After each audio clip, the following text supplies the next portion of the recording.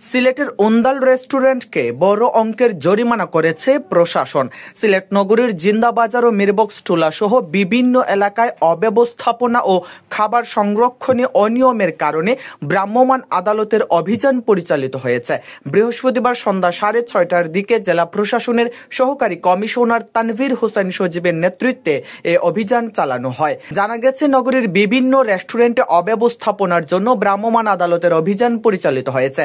সময় জিন্দাবাজারে অবস্থিত উন্দাল রেস্টুরেন্টে ফ্রিজের ভেতরে রান্না করা মাংসের সাথে ফালুদা, আইসক্রিমের সাথে রান্না করা মাছ এবং কাঁচা মাছ মাংস একত্রে রাখা সহ নানা অব্যবস্থাপনার প্রমাণ পাওয়া যায়। এসব অপরাধে প্রতিষ্ঠানটিকে 30,000 টাকা জরিমানা করা হয়। এছাড়া নগরীর আরও কয়েকটি ছোট বড় রেস্টুরেন্টও বিভিন্ন অনিয়মের কারণে অতিরিক্ত 30,000 টাকা জরিমানা আদায় করা হয়েছে।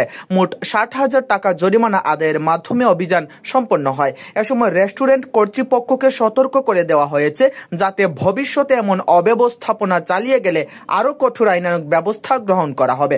জেলা প্রশাসনের সহকারী কমিশনার তানভীর হোসেন সজীব বলেন, নিয়মিত অভিযানের অংশ হিসেবে আমাদের এই অভিযান।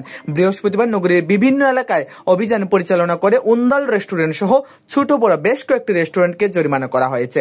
জনস্বাস্থ্য সুরক্ষায় আমাদের এই অভিযান অব্যাহত থাকবে।